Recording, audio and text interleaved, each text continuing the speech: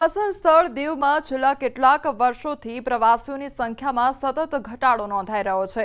સામાન્ય રીતે સપ્ટેમ્બરથી શરૂ થતો પ્રવાસન સિઝન આ વર્ષે ઉદાસીન રહે તેવું પણ લાગી રહ્યું છે, કારણ કે હોટલો, રિસોર્ટ અને રેસ્ટોરન્ટો ખાલી પડ્યા છે, જેના કારણે સ્થાનિક ધંધા રોજગાર પર તેની અસર જોવા મળી રહી છે। દર વર્ષે દિવાળી અને શિયાળાની રજાઓ દરમિયાન પ્રવાસીઓની ભારે ભીડ જોવા મળતી હતી। આ વખતે દિવાળી વેકેશન દરમિયાન હોટલો અને રિસોર્ટમાં બુકિંગ પણ નથી થયા, જેના કારણે પ્રવાસન ઉદ્યોગ સાથે જોડાયેલા લોકોમાં નિરાશા જોવા મળી રહી છે।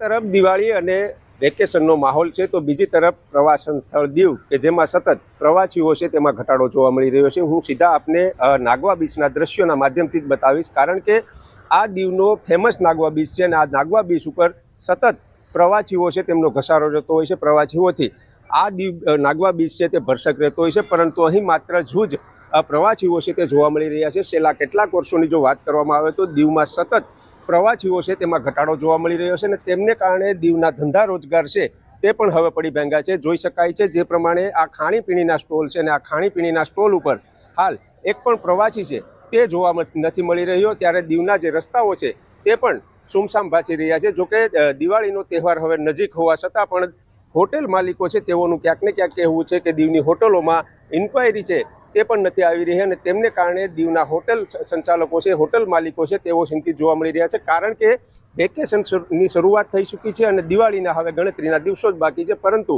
હોટલોની અંદર ના તો બુકિંગ થઈ રહ્યા છે કે ના તો કોઈ ઇન્ક્વાયરી આવી રહી છે। તેમને લઈ દીવના ધંધા રોજગાર છે તેમના ઉપર મોટી અસર પડી રહી છે। પ્રધાનમંત્રીએ દેશવાસીઓને સ્વદેશી અપનાવવાની હાકલ કર્યા બાદ પીએમના સપનાને સાકાર કરવા રાજ્ય સરકારે બીડું ઝડપ્યું છે। ત્યારે વડોદરા મનપા દ્વારા શહેરના જુદા જુદા સ્થળો પર સ્વદેશી થીમ સાથે વિવિધ બજાર ઊભા કરવામાં આવ્યા છે। સયાજીગંજમાં સ્વદેશી બજારમાં સૌથી વધુ દેશી બનાવટની ચીજ વસ્તુઓના સ્ટોલ લગાવવામાં આવ્યા છે, જેમાં કપડાથી લઈને જીવન જરૂરિયાતની તમામ વસ્તુઓ મળી રહે તે માટેની વિશેષ વ્યવસ્થા કરવામાં આવી છે। આ બજારમાં રાજ્યના વિવિધ જિલ્લાના કારીગરો અને વેપારીઓએ સ્ટોલ લગાવ્યા છે, તો બજારમાં મોટી સંખ્યામાં વડોદરાવાસીઓ ખરીદી કરવા માટે પહોંચી રહ્યા છે।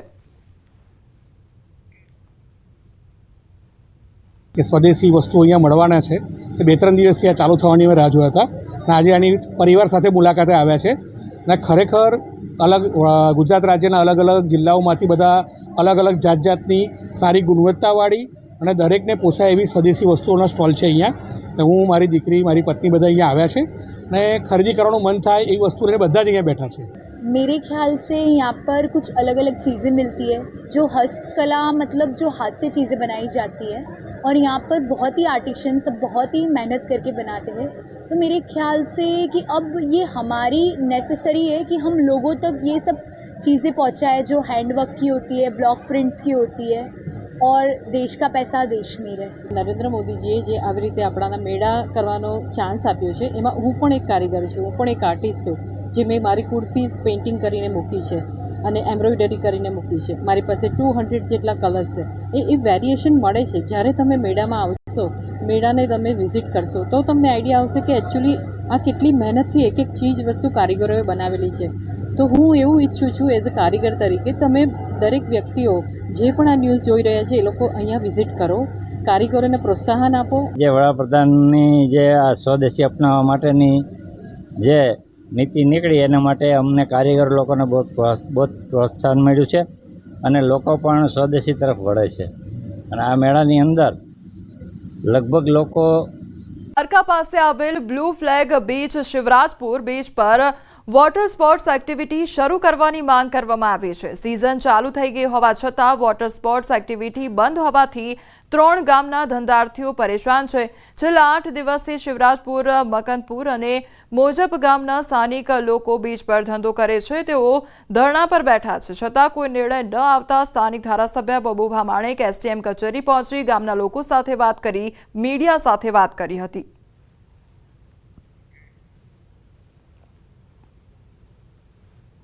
શિવરાજપુર બીચ છે જે એ ખરેખર આખા ઓખા મંડળની રોજીરોટી છે, માત્ર શિવરાજપુર બ્રિજ આટલા માટે નથી ને સીધી રોજીરોટી 3 ગામની છે, જેની અંદર 2,500 થી 3,000 કુટુંબો અહીંયા નભે છે કે મુખ્યમંત્રી પણ ઈચ્છે છે, ધારાસભ્ય પણ ઈચ્છે છે, સંસદ સભ્ય પણ ઈચ્છે છે કે આ વહેલું ચાલુ થાય, કેબિનેટના મંત્રી પણ ઈચ્છે છે કે ચાલુ વહેલું થાય. હવે નથી થતું એ સમજાતું નથી. દિવાળીના તહેવાર પહેલા સુરત એસઓજીની મોટી કાર્યવાહી હાથ ધરવામાં આવી છે. પૂર્ણા યોગી ચોક ખાતે 2 ડેરીમાંથી 80 કિલો શંકાસ્પદ માખણ જપ્ત કરવામાં આવ્યું છે. મીઠાઈ અને દૂધ ઉત્પાદનોની માંગમાં પણ વધારો થયો છે. આવી સ્થિતિમાં નાગરિકોના આરોગ્યને પ્રાથમિકતા આપતા સુરત શહેર પોલીસ કમિશનરના માર્ગદર્શન હેઠળ શહેર પોલીસ અને સુરત મહાનગરપાલિકાની ટીમોએ ભેળસેળ વિરોધી અભિયાન તેજ કરી દીધું છે.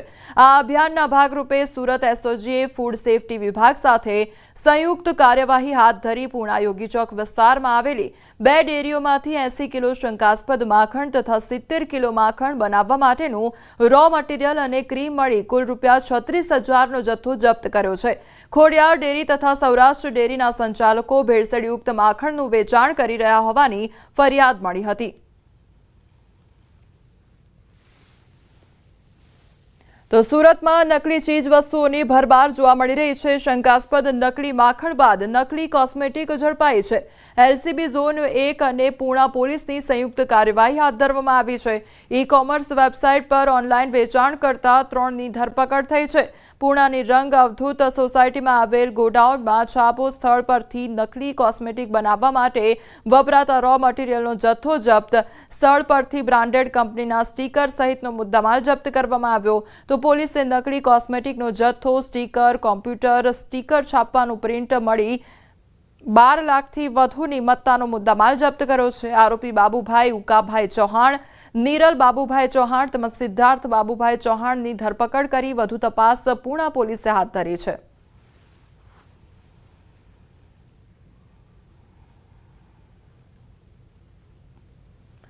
દિવાળીના તહેવારને ધ્યાનમાં લઈને અમદાવાદ શહેરમાં ફૂડ વિભાગે ચેકિંગ અભિયાન શરૂ કર્યું છે. શહેરની જાણીતી સ્વીટ માર્ટ દુકાનોમાં તપાસ હાથ ધરવામાં આવી, જેમાં કાજુ કતરી સહિત વિવિધ મીઠાઈઓ અને ફરસાણના નમૂનાઓ લેવામાં આવ્યા. તમામ નમૂનાઓ લેબમાં તપાસ માટે મોકલવામાં આવશે. અલગ અલગ ઝોનમાં ટીમો બનાવી સમગ્ર શહેરમાં ચેકિંગ ચાલી રહ્યું છે. છેલ્લા 2 દિવસમાં અંદાજિત 150 ખાદ્ય સામગ્રીના સેમ્પલ લેવામાં આવ્યા છે.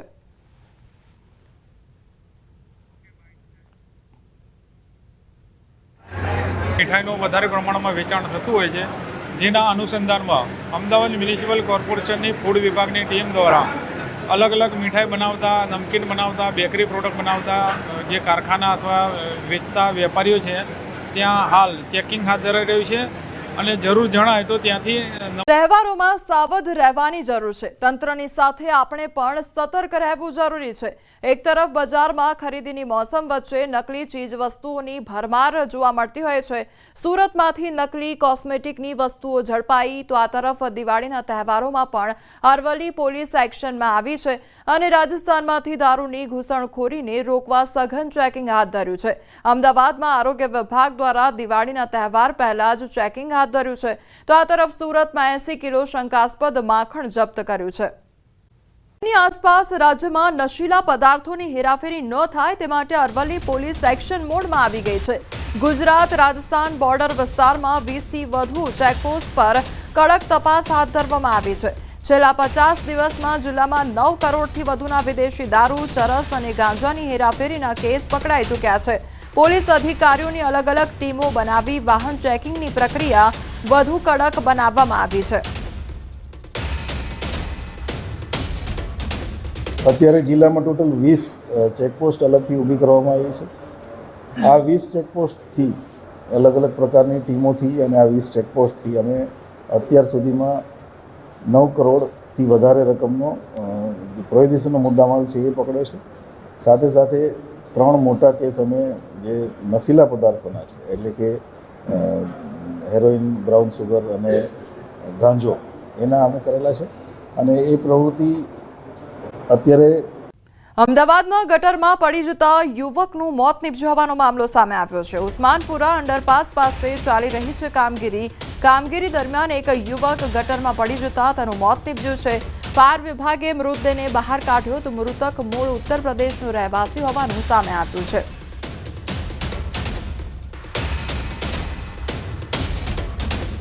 સુરતમાં બાળકી પર દુષ્કર્મ આચરનારને આજીવન કેદ અને 5 વર્ષની બાળકી પર દુષ્કર્મ આચરવામાં આવ્યું હતું. પોલીસે 16 દિવસમાં રજૂ કરી હતી ચાર્જશીટ, તો 240 પાનાની ચાર્જશીટ તૈયાર કરવામાં આવી હતી. તો બાળકી પર દુષ્કર્મ આચરવાનો મામલો સામે આવ્યો હતો. 5 વર્ષની બાળકી પર દુષ્કર્મ આચરવામાં આવ્યું હતું અને સુરતમાં બાળકી પર દુષ્કર્મ આચરનારને હવે આજીવન કેદની સજા ફટકારવામાં આવી છે. સંવાદદાતા કીર્તેશ અમારી સાથે જોડાઈ ગયા છે. કીર્તેશ, 5 વર્ષની બાળકી પર દુષ્કર્મ આચરવાનો મામલો, આરોપીને કયા પ્રકારની સજા ફટકારવામાં આવી છે? કહી શકાય કે સુરતમાં ઐતિહાસિક ચુકાદો આવ્યો છે, કારણ કે 5 વર્ષની બાળકી સાથે જે પ્રકારે દુષ્કર્મ આચરવામાં આવ્યું હતું, BNS કલમ હેઠળ આ ગુનો દાખલ કરવામાં આવ્યો. આરોપી સુરેશ ઉર્ફે સલમાન ગોસ્વામીને પકડી લેવામાં આવ્યો હતો અને તેને કોર્ટમાં હાજર કરતા કોર્ટે તમામ દલીલો બાદ તેને દોષિત જાહેર કર્યો હતો અને જીવનના અંતિમ શ્વાસ સુધીની સજા ફટકારવામાં આવી છે. જો કે 1 જુલાઈએ આ કાયદો અમલમાં આવ્યો હતો અને 2 જુલાઈએ નોંધાયો હતો આ ગુનો. ડિંડોલી પોલીસ સ્ટેશનમાં ગુનો નોંધાયા બાદ ગણતરીના કલાકોમાં આરોપીને પકડી પાડવામાં આવ્યો હતો. 16 દિવસમાં 240 પાનાની ચાર્જશીટ તૈયાર કરવામાં આવી હતી. 25 સાક્ષીઓના નિવેદન લેવામાં આવ્યું હતું અને જે પ્રકારે જ્યારે આરોપીને સજા ફટકારવામાં આવી છે ત્યારે છેલ્લા શ્વાસ સુધીની સજા સાથે 10,000નો દંડ અને જો દંડ ના ભરે તો વધુ 2 વર્ષની સજા વધારી આપવા માટેનો હુકમ કોર્ટે કર્યો છે. જે કીર્તેશ, સમગ્ર માહિતી બદલ આપનો આભાર.